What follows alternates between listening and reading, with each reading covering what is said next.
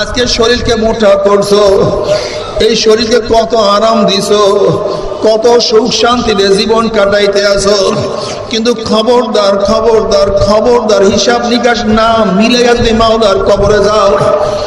কোন কোন নাফরমানের কবরের দুই পাশের মাটি এত জোরে চাপ মারবে, চাপের সরে এক পাজরের হাঁটি আর এক পাজরে লাগাইয়া ফালাইবে।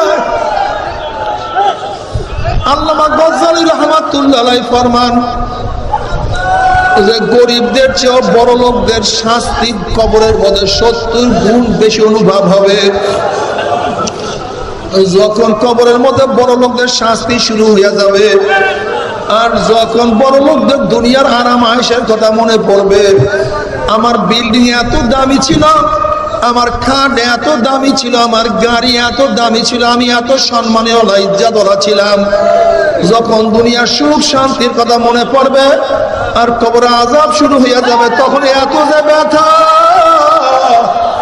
ওই ব্যথা তো আর সহ্য করতে পারবে না। আল্লাহ আল্লাহ তুমি আমাদের সবাইকে মাফ করিয়া দিও। বাবারে কোন কোন নাফরমানের কবরের মধ্যে একটা না দুইটা 99টা সাপ জমা হইয়া যাবে। আল্লাহ মাফ করিয়া দাও।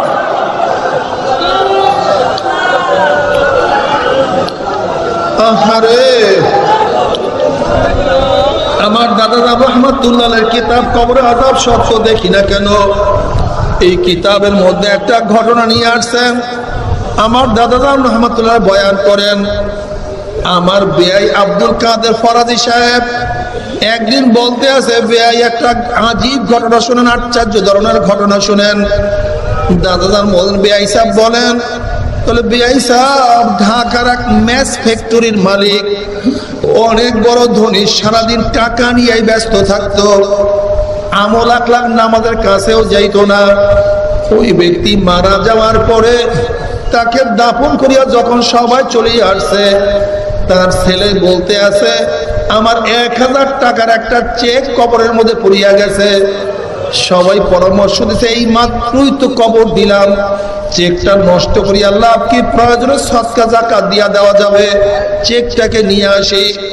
যখন সবার পরামর্শের ভিত্তিতে কবর খোদা শুরু করছে, যখনই মাটি উঠানো শুরু করছে, দেখে কবরের মধ্য থেকে ধোঁয়া বাহির হওয়া শুরু হয়ে গেছে। সবাই বৈজ্ঞানিক যুক্তি শুরু করছে যে এগুলি কিছু না, হয়তোবা গ্যাস ফরম করছে বা অন্য কিছু হয়েছে। আব্দুল কাদের ফরাজি সাহেব বলছে, বেয়াই সাহেব যখন আস্তে আস্তে মাথার দিক থেকে বাঁশ উঠানো শুরু করছে, যখন বাঁশ উঠানো শুরু করছে, বাঁশ উঠাইতে উঠাইতে যখন পরিষ্কার হয়ে গেল, যখন এই কবরের দিকে মানুষ নজর করছে, তখন দেখো এই মানুষের জিহ্বাটা টানিয়া নাভিস্থান ঝুলাইয়া ফেলাইছে, হাত পা ভাঙিয়া একত্রিত করিয়া ফেলাইছে। এই ঘটনা যারা দেখছি সবাই বেহুশ হইয়া পড়িয়া গেছে। 6-7 দিনের মধ্যে আমি খানা খাইতে পারি নাই। এরপরে কি কবর বড় বুঝে আসবে না? এইপরে কি তুমি হেদায়েত হবে না? আজকে আলেমদের মনে মধ্যে ভয় নাই। তাকশাইরু মিনহু যুলুদুল্লাযীনা ইয়াখশাউনা রাব্বাহুম সুম্মা তালিনু কুলুবুহুম ওয়া যুলুদুহুম ইলা যিকরিল্লাহ। ওমর ইবনে খাত্তাব রাদিয়াল্লাহু তাআলা আনহু যিনি আমার নবীর পবিত্র জবান মুবারকে বারবার জান্নাতের সুসংবাদ পাইছে, এই ওমর ইবনে খাত্তাব রাদিয়াল্লাহু তাআলা আনহু নামাজের সামনের কাতারে কাঁদতেন। তার কান্নার আওয়াজ নামাজের পিছনের কাতার থেকে শোনা যাইত। মাঝে মাঝে বেহুশ হইয়া পড়িয়া যাইতেন। কানতে কানতে গালে 2টা কালো দাগ পড়াইয়া ফেলাইছে। আর আজকে আলেমদের অবস্থা, হ্যাঁ, যদি কেউ কামদের চাইছে, আলেমদের চাইছে, ঘটনা কামলে কেন? আমি খালি তামসা দিয়ে আলেমের মৌলবীকে, আমি মৌলবীকে তামসা দেখি যে কি পড়ি আর দেখি কি আলেমকে তামসা চক্কর। আমি মৌলবীকে তামসা দেখি খালি মাঝে মাঝে, চোখে পানি নাই। ওমর ইবনে খাত্তাব রাদিয়াল্লাহু তাআলা আনহু মাঝে মাঝে বকরির বাচ্চা ধরিয়া বলতেন, ওমর তুই কেন মানুষ হইলি, তুই কেন বকরির বাচ্চা হইলি না? যদি বকরির বাচ্চা হইতে মানুষ থেকে জবাই দিয়া খাইয়া ফেলাইতো, ওমার তুই কাজে লাগিয়া যাইতি। ওইসব মানুষ কিন্তু মাওলার ইবাদত করতে পারো না। এই ওমর ইবনে খাত্তাব রাদিয়াল্লাহু তাআলা বুঝেন অথচ গোটা নবীদের পরে দ্বিতীয় স্থান মর্যাদার দিক থেকে বুখারীর মধ্যে রওয়ায়াত আছে, নবী আলাইহিস সালাতু ওয়াস সালাম ফরমান, ওমর বলেও ঠিক বোঝেও ঠিক। ওমর বলেও ঠিক বোঝেও ঠিক। যে ওমরকে দেখলে রাস্তা ছাড়িয়া শয়তান পালাইয়া যেত। যে ওমরের মত অনুযায়ী কোরআনের মধ্যে বহুত আয়াত নাযিল হয়ে গেছে। সহিহ রওয়ায়াতের মধ্যে আসছে, নবী বলেন, আমার পরে কেউ নবী হইলে ওমর নবী হয়ে যেত। এই ওমরের কথা বলতেছি, এই ওমরের কথা বলতেছি। সারা রাত্র নামাজের মধ্যে কাঁদছে, সারা রাত্র। ইশারের পরে শুরু করছে কান্না, ফজর পর্যন্ত একই দাঁড়ে একই ভাবে কাঁদতেছে ধামাধাম। আর আমি অনেক নামাজিদের নামাজ দেখি, খাস করে মৌলবীদের নামাজ দেখি, রাগ করেন না, সব মৌলবীর কথা বলছি না, কিন্তু খবরদার আমি কথা বলি কেন, আজকে বহুতে অনেক আলেমদের উপরে ট্যাগ লাগায় ইসলামের উপরে ইশকাল তুলে। না ভাই, খবরদার, সব আলেম আলেম না, আর সব আলেমই জালেম না, তোমাদেরকে মনে রাখতে হবে। বরং বর্তমানে হাজারো আলেম আছে, গোটা দুনিয়া এক হাতে দিলেও দুনিয়ার মধ্যে লাথি মারবে, তারা দুনিয়া গ্রহণ করবে না। বরং আলেমদের জন্য ইসলাম কি আছে, ভুল বুঝিও না, খবরদার। আবার খবরদার, তোমরা আলেমদের সমালোচনা করিও না। আমি বলতেছি আমাদের ওলামায়ে কেরামের ইসলাহের জন্য, আমার নিজের ইসলাহের জন্য।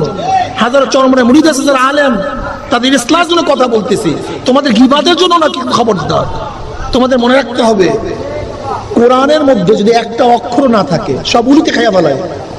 আর কোরআন জেলের মধ্যে সমস্ত অক্ষরগুলি কিসে খাইয়া ফেলাইছে, এখানে ঘুরাইয়া ঘুরাইয়া সব উলিতে পোকায় খাইয়া ফেলাইছে, ভিতরে কোনো অক্ষর। কিন্তু এরপরে এটাকে আপনি সম্মান করবেন কি করবেন না? এর মধ্যে একটা অক্ষরও নাই, সম্মান করবেন কেন? হ্যাঁ, যেরকম কাগজের মধ্যে কোরআন লেখা ছিল, যদি এখন লেখা নাই, এরপর সে সম্মানের পাত্র। ঠিক আলেমদের কলমের মধ্যে কোরআন হাদিস ছিল, যদি এখন আমল নাই, তারপর সে সম্মানের পাত্র। খবরদার, আলেমদেরকে বেইজ্জতি করবা, কিয়ামতের আলামত, ধ্বংস হয়ে যাবে। বরং একটা ফাসিক আলেম তোমার হাজার আবেদের চেয়ে অনেক উত্তম, কোটি গুণ উত্তম, এতে কোনো সন্দেহ নেই। খবরদার, জাতি সাপকে আঘাত করলে জাতি সাপ মারা যায় না। বিষাক্ত প্রাণীকে আঘাত করলে বিষাক্ত প্রাণী মারা যায় না। কিন্তু খবরদার, তুমি কি আবার বিষাক্ত প্রাণীকে আঘাত করতে গেও না, যদি সে একটু সবলতে তোমার কারবার শেষ হয়ে যায়। আলেমদের ব্যাপারে বলে ইসলামের জন্য, তারা কথা বললে তাদের ইমানের খতরা হবে না। কিন্তু খবরদার, তুমি জাহেল আলেমদের বিরুদ্ধে কথা বলে তোমার ইমানের খতরা হয়ে যাবে, ইমান ধ্বংস হয়ে যাবে। তুমি কথা বলিও না। নবী আলাইহিস সালাম বুখারীর মধ্যে রওয়ায়াত, খায়রুকুম মান তাআল্লামাল কুরআন ওয়া আল্লামা, সবচেয়ে উত্তম আলেমদের প্রশংসা আল্লাহ নিজে করছেন বারবার। কাজে তুমি আবার কিছু বলতে গিয়ে, আমরা বলতেছি ঈমানকে হেফাজত করার জন্য কিছু কিছু আলেমের চরিত্র দেখিয়াই মানুষের বিভ্রান্তির মধ্যে না পড়িয়া যায়। কি কথাটা বুঝাতে পারি না? ওমর ইবনে খাত্তাব রাদিয়াল্লাহু তাআলা আনহু তিনি কি বলেন, আমার কাছে তিনটা জিনিস সবচেয়ে প্রিয়, আমরু বিল মারুফ ওয়া নাহি আনিল মুনকার, সৎ কাজের আদেশ করা এবং অসৎ কাজ থেকে মানুষকে বিরত রাখা, এবং তালিওয়ালা জামা পরিধান করা আমার কাছে সবচেয়ে বেশি প্রিয়। তালিওয়ালা জামা পরিধান করা। হযরত ওমর ইবনে খাত্তাব রাদিয়াল্লাহু দুনিয়া থেকে বিদায় হওয়ার পরে তার জামার মধ্যে দেখা গেছে 17টা তালি লাগানো আছে, 17টা তালি লাগানো জামার মধ্যে। কি এক জিন্দেগি! অথচ অর্ধজাহানের বাদশা, কত জাহানের বাদশা। আর আমাদের দেশে যদি কোন রকমের একটু ক্ষমতা, মনে হয় যেন আর মানুষ না, ও বড় একটা জানোয়ার হয়ে গেছে, ওর কাছে মানুষ যাইতে পারে না। ও জানোয়ার হয়ে গেছে। অত ওমর ইবনে খাত্তাব রাদিয়াল্লাহু তাআলা আনহু কোন এক কাজের মধ্যে ব্যস্ত, এর মধ্যে এক ব্যক্তি আসছে তার কাছে নালিশ নিয়া। ওমর ইবনে খাত্তাব রাদিয়াল্লাহু বললেন, এতক্ষণ তুই বললি না কেন? অমনি একটা ব্যাট লাগাই দিছে। কিছুক্ষণ হঠাৎ খেয়াল করছে, আমি মারলাম কেন? তোমার অন্যায় হয়ে গেছে তো আসতেই পারে। নিজে ব্যাটখানা নিয়ে দৌড়াইছে, গিয়া বলে, ভাই তোমাকে একটা বাড়ি দিছেই, নাও ব্যাট, আমাকে একটা বাড়ি দিয়া দাও। অর্ধজাহানের বাদশা, অর্ধজাহানের বাদশা। ও মুসলমান, হিন্দু, নাস্তিক, অমুক বিজ্ঞানীদের কত ইতিহাস তোমরা জানো, কিন্তু আমাদের মুসলমানদের মুরব্বীদের আকাবেরদের ইতিহাস তোমাদের জানাই নাই, চরিত্রই জানা নেই। Aristotle, Socrates, Plato, Montesquieu, Locke, Abraham Lincoln, মাওসুদুল কালমার্স, এদের সে গবেষণা করে। ওমরের একটা পশমের সমান গোটা দুনিয়া রাজনীতি ধরতে পারছে পর্যন্ত, একটা পশমের সমান দেখা গোটা দুনিয়ার মধ্যে। অর্ধজাহানের বাদশা, সে বালুর মধ্যে শুইয়া শুইয়া বাদশাহী করছে। মাথার মধ্যে শুধু লাঠি ছিল, বালিশবিহীন বালুর মধ্যে ঘুমায় রয়েছে। গোটা দুনিয়ার মধ্যে পারলে একটা ইতিহাস মিলাই দাও, একটা নমুনা মিলাই দাও। আর মুসলমানের কোনো সন্ত্রাসী, টেররিজম মুসলমান, বরং সন্ত্রাসী তোমরা। মুসলমান আজকে মাজলুম, কি কথা ঠিক না? আবু বকর সিদ্দিক রাদিয়াল্লাহু তাআলা, যিনি সমস্ত নবীদের পরে মর্যাদার দিকে এক নম্বরে আছেন, এই আবু বকর সিদ্দিক রাদিয়াল্লাহু তাআলা জঙ্গলে গিয়ে দেখেন একটা গাছের গোড়া জানোয়ার বসা। বলেন, ওরে আবু বকর, তুই কেন মানুষ হইলি, তুই কেন জানোয়ার হইলি না? তুই জানোয়ার হইয়া রাস্তার মধ্যে ঘোরো, বনের মধ্যে ঘোরো, তোর কোনো বিচার নাই, তোর কোনো হিসাব নাই। কিন্তু আমি হইছি মানুষ, আমার জন্য কত হিসাব, কত নিকাশ, আমি মাওলার কাছে কি জবাব দেব? আমি তো চিন্তা করিয়া কিছু পাবো না। আল্লাহ তুমি মাফ করিয়া দাও। বাবারে, ও হযরত নবী ইব্রাহিম আলাইহিস সালাতু ওয়াস সালাম মাওলার ভয়ে মাঝে মাঝে তার কলিজার মধ্যে কম্পন সৃষ্টি হয়ে যাইত, অনেক দূরের থেকে আওয়াজ পাওয়া যাইত, মাঝে মাঝে বেহুশ হয়ে পড়িয়া যাইতেন। আল্লাহ পাক রব্বুল আলামিন জিবরাইলকে বলেন, যাও জিবরাইল, আমার খলিলের কাছে সালাম পৌঁছাও এবং প্রশ্ন করো, কোন বন্ধু কি বন্ধুর বদে বেহুশ হইতে পারে নাকি? সে তো খলিলুল্লাহ, আমার বন্ধু, সে আমার বদে কেন বেহুশ হইয়া যায়? জিবরিল আলাইহিস সালাতু ওয়াস সালাম নবী ইব্রাহিম আলাইহিস সালাতু ওয়াস সালাম পৌঁছাইলেন এবং আল্লাহর প্রশ্ন তার কাছে করছেন। আল্লাহ পাক প্রশ্ন করছে, কোন বন্ধু কি বন্ধুর মধ্যে বেহুশ হইতে পারে নাকি? তখন নবী ইব্রাহিম আলাইহিস সালাতু ওয়াস সালাম বলেন, ভাই জিবরাইল, যখন আমার পদস্খলনের কথা মনে পড়ে, কিয়ামতের কথা মনে পড়ে, মিজানের কথা মনে পড়ে, পুলসিরাতের কথা মনে পড়ে, তখন আল্লাহর সাথে আমার কোনো সম্পর্ক আছে আমি সব ভুলিয়া যায়, আমার কিছুই মনে থাকে না, আমার কিছুই মনে থাকে না।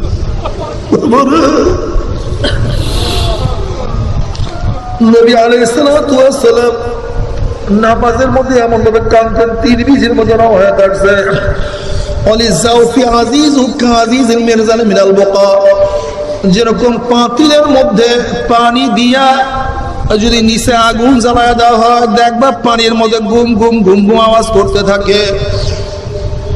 নবী আলাইহিস সালাতু ওয়াস সালাম নামাজের মধ্যে এমন ভাবে কাঁদতেন, মনে হয় তার কলিজার মধ্য থেকে কান্নার গুম গুম আওয়াজ বের হইতে আসে। তিরমিজির মধ্যে অন্য রওয়ায়াতের মধ্যে আছে, নবী আলাইহিস সালাতু ওয়াস সালাম নামাজের মধ্যে দাঁড়ায় থাকতে থাকতে হাত্তা তারামা কদাবাহু, তার দুই কদম মোবারক রসে ফুলিয়া যাইত। যেই নবী সর্বশ্রেষ্ঠ, আল্লাহর পরেই যার মর্যাদা, যিনি পুসরাত পাড়ি দেওয়ার আগে কেউ পুসরাত পাড়ি দিতে পারবে না, যিনি জান্নাতে ঢোকার আগ পর্যন্ত কাউকে জান্নাতে ঢোকার অনুমতিও দেওয়া হবে না, সে আমার নবী যে মাওলার সামনে দাঁড়াইয়া নামাজ পড়তে পড়তে তার কদম মোবারক ফুলিয়া যাইতে পারে। তুমি আমি কি নিয়ে আমার কাছে দাঁড়াবো? হিসাব নিকাশ না মিলাইয়া কেউ মাওলার কবরে যাইও না। ওহো, আব্দুল ইবনে আব্বাস রাদিয়াল্লাহু আনহু কাঁদতে কাঁদতে অন্ধ হয়ে গেছেন। ইমাম আজম আবু হানিফা রাহমাতুল্লাহ আলাইহি তিনি কাঁদতে কাঁদতে কাঁদতে কাঁদতে নামাজে পড়তে পড়তে সারা রাত নামাজ পড়তেন, সারা রাত নামাজ পড়তেন, সারা রাত দাঁড়াইয়া থাকতেন। আল্লাহ তুমি আমাদেরকে কবুল করিয়ে নিও।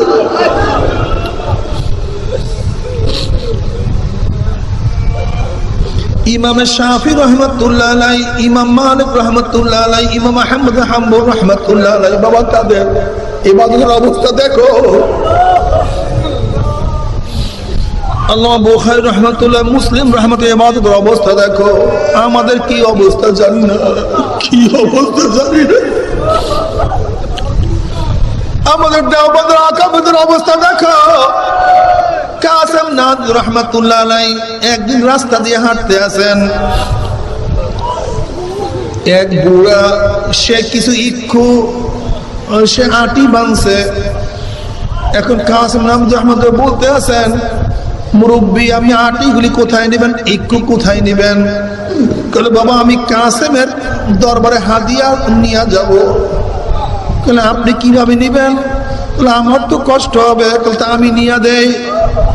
হযরত কাসেম রাহমাতুল্লাহ কুলি সাজিয়ে নিজের মাথার মধ্যে সে আউকের বস্তা নিলেন।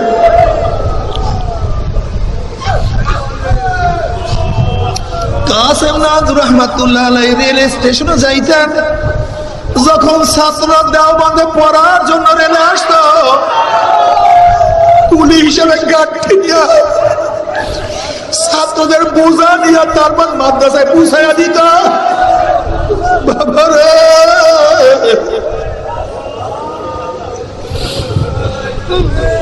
কি বলবো,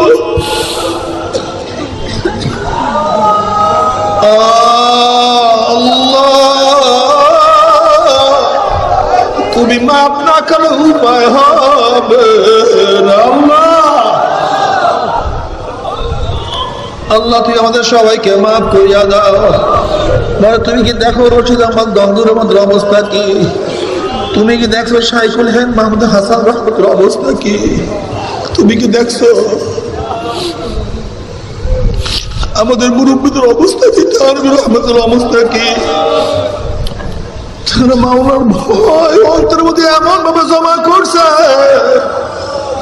সারাদিন চিন্তা আমার কি উপায়, আমার কি উপায়। আর তোমার আমার নিজেকে নিয়ে কোনো টেনশন নাই, কোনো ভাবনা নাই। আসলে কপাল পুড়িয়া গেছে রে বাবা। আমার দাদা জান রহমাতুল্লাহ আলাইহি মাওলার ভয় এমন ভাবে কাঁদতেন, কবরের দিকে তাকায় তাকায় কাঁদতেন আর বলতেন মাওলা রে তুমি আমাকে মাপ নাই করো, ওই অন্ধকার কবরে আমি একা কেমনে থাকবো রে আল্লাহ। বাবা রে আব্বাজান রহমাতুল্লাহ আলাইহি যারাকে যারা দেখছেন কানতে কানতে কানতে কানতে কানতে কানতে জীবনটাকে ধ্বংস করিয়া ফেলাইছে। আরে আমরা তো তার কাছে ছিলাম, আমাদের বাবা তার চরিত্র সম্পর্কে আমাদের চেয়ে কেউ ভালো জানতো না। আমার বাবা যান জিন্দিগিতে একটা সন্দেহের টাকাও গ্রহণ করে নাই, জীবনে এক লোকমা হারামও গ্রহণ করে নাই। অথচ এই আমার বাবাকে কত মানুষ বলছে অমুকের টাকা খায়, আওয়ামী লীগের টাকা খায়, ভারতের টাকা খায়। আকারে মানুষ আমার মাওলা কাছে কি জবাব দিবা? হিসাব নিকাশ না মিলাইয়া কেউ মাওলার কবরে যাইও না। আল্লাহ আজকে শরীরকে মোটা করছো, এই শরীরকে কত আরাম দিছো, কত সুখ শান্তিতে জীবন কাটাইতে আছো, কিন্তু খবরদার খবরদার খবরদার হিসাব নিকাশ না মিলে যদি মাওলার কবরে যাও, কোন কোন নাফরমানের কবরের দুই পাশের মাটি এত জোরে চাপ মারবে, চাপের সরে এক পাজরের হাঁটি আর এক পাজরে লাগাইয়া ফেলাইবে। আল্লামা গজ্জালী রাহমাতুল্লাহ আলাইহি ফরমান যে গরিবদের চেয়ে বড় লোকদের শাস্তি কবরের মধ্যে 70 গুণ বেশি অনুভব হবে। যখন কবরের মধ্যে বড় লোকদের শাস্তি শুরু হয়ে যাবে, আর যখন বড় লোকদের দুনিয়ার আরাম আয়েশের কথা মনে পড়বে, আমার বিল্ডিং এত দামি ছিল, আমার খাট এত দামি ছিল, আমার গাড়ি এত দামি ছিল, আমি এত সম্মানীয় ইজ্জতওয়ালা ছিলাম, যখন দুনিয়ার সুখ শান্তির কথা মনে পড়বে আর কবরে আযাব শুরু হয়ে যাবে, তখন এত যে ব্যথা, ওই ব্যথা তো আর সহ্য করতে পারবে না। আল্লাহ আল্লাহ তুমি আমাদের সবাইকে মাফ করিয়া দিও। বাবারে কোন কোন নাফরমানের কবরের মধ্যে একটা না দুইটা 99টা সাপ জমা হইয়া যাবে। আল্লাহ মাফ করিয়া দাও।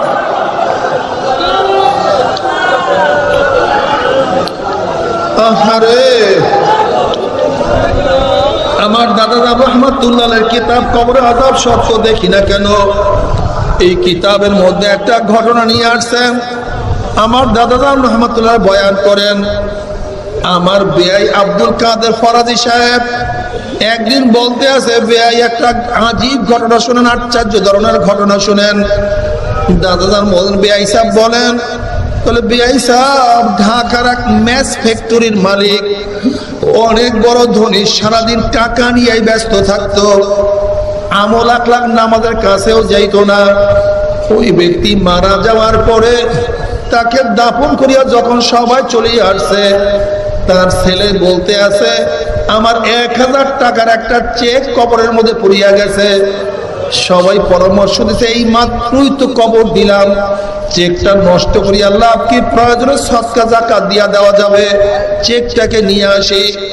যখন সবার পরামর্শের ভিত্তিতে কবর খোদা শুরু করছে, যখনই মাটি উঠানো শুরু করছে, দেখে কবরের মধ্য থেকে ধোঁয়া বাহির হওয়া শুরু হয়ে গেছে। সবাই বৈজ্ঞানিক যুক্তি শুরু করছে যে এগুলি কিছু না, হয়তোবা গ্যাস ফরম করছে বা অন্য কিছু হয়েছে। আব্দুল কাদের ফরাজি সাহেব বলছে, বেয়াই সাহেব যখন আস্তে আস্তে মাথার দিক থেকে বাঁশ উঠানো শুরু করছে, যখন বাঁশ উঠানো শুরু করছে, বাঁশ উঠাইতে উঠাইতে যখন পরিষ্কার হয়ে গেল, যখন এই কবরের দিকে মানুষ নজর করছে, তখন দেখো এই মানুষের জিহ্বাটা টানিয়া নাভিস্থান ঝুলাইয়া ফেলাইছে, হাত পা ভাঙিয়া একত্রিত করিয়া ফেলাইছে। এই ঘটনা যারা দেখছি সবাই বেহুশ হইয়া পড়িয়া গেছে। 6-7 দিনের মধ্যে আমি খানা খাইতে পারি নাই। এরপরে কি কবর মরা বুঝে আসবে না? এইপরে কি তুমি হেদায়েত হবে না? আল্লাহ তুমি আমাদের সবাইকে মাফ করিয়া দাও। বাবারা আমি এই কথা বলছি না তুমি চরমনাওয়ালাদের সাথে চলাফেরা শুরু করো, আমি এই কথা বলবো না তুমি চরমনার মুরিদ হইয়া যাও, আমি এই কথা বলবো না চরমনায় উপায় নাই, কিন্তু আমি বলবো একজন মুত্তাকি লোকের সাথী হইয়া যাও, একজন আল্লাহর সাথী হইয়া যাও, একজন ভালো মানুষের সাথী হইয়া যাও।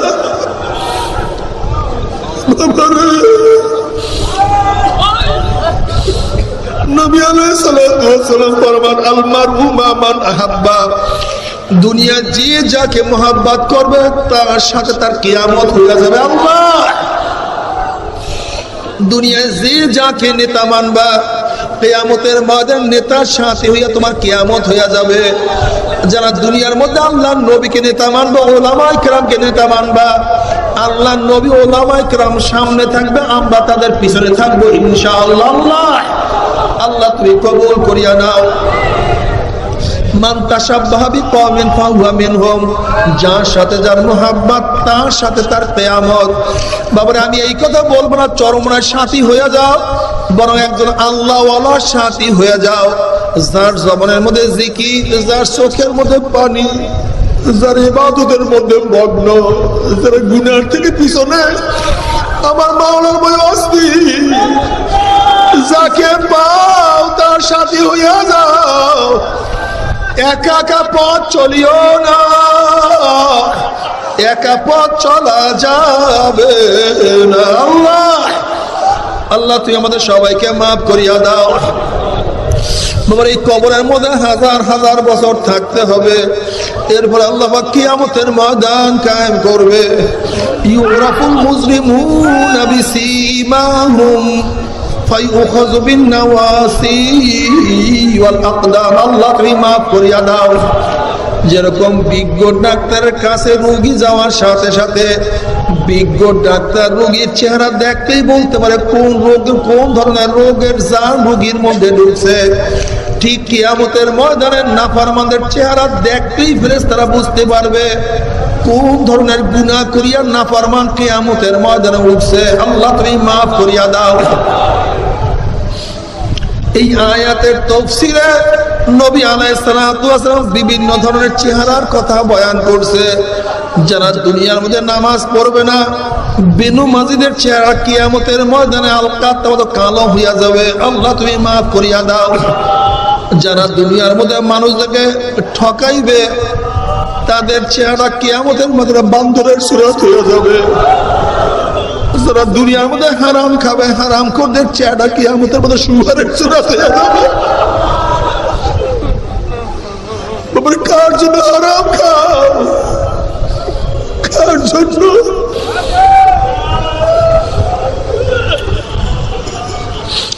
যারা মানুষকে ক্ষতি করবে, তাদের চেহারা সাপের সুরাত হইয়া যাবে।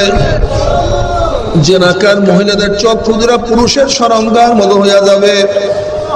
জেনাকার মহিলাদের পেটের মধ্যে একটা আগুনের বাচ্চা হবে। বাচ্চা আস্তে আস্তে বড় হয়ে যাবে। কি যে ব্যথা, কি যে যন্ত্রণা, সহ্য করতে পারবে না। বাচ্চা প্রসাব হবে না, বাচ্চা শুধু মাথা বাইর হবে। ওই মাথার মধ্যে জাহান্নামের শিকল লাগাইয়া হাজার হাজার হাজার বছর টানতে থাকবে, কিন্তু বাচ্চার প্রসাব হবে না। বাবারা সহ্য করতে পারবি? ওই আযাব তো কেউ সহ্য করতে পারবো না। আল্লাহ তুমি আমাদের সবাইকে মাফ করিয়া দাও। এরপর আল্লাহ পাক কাউকে জান্নাত, কাউকে জাহান্নামের ফয়সালা করিয়া দিবে। জাহান্নামের জাহান্নামীরা পানি পানি করে চিল্লাইতে থাকবে। আবার জাহান্নামেরা বলবে, ভাই দুনিয়ার মধ্যে খারাপ লাগলে একটু গোসল করলে আরাম লাগতো, একটু গোসলের পানি দাও। যখন জাহান্নামীদের জন্য গোসলের পানির ব্যবস্থা করা হবে, তখন ওই পানি এত গরম হবে, যখন জাহান্নামীর লোকদের মাথার উপরে পানি ঢালিয়া দেওয়া হবে, পানির গরমে মাথার তালু ছিদ্র হইয়া পেটের মধ্যে গিয়া নারী সব জ্বালাইয়া পিছনের দিক থেকে ফালাইয়া দিবে। শরীরের উপর থেকে বাইয়া বাইয়া সমস্ত গোস্ত চামড়াগুলি পচাইয়া নিচে দিয়ে ফালাইয়া দিবে। তোমার সহ্য করতে পারবি? ওই জাহান্নামের অ্যাকশন আজ কেউ তো সহ্য করতে পারবো না। আল্লাহ আল্লাহ তুই আমাদের সবাইকে মাফ করিয়া দাও। তবে মুমিন মুসলমান বলতে সবাই মনে চায় গুনাহ থেকে ফিরিয়া নেক আমল করিয়া মাওলার জান্নাত কিন্তু সবাইরই যাইতে মনে চায়। গুনাহ নিয়া মাওলার জাহান্নামে কাউরে কিন্তু যাইতে মনে চায় না। কিন্তু কেনই বা আমরা নেক আমল করতে পারি না, কেনই বা গুনার কাম ছাড়তে পারি না?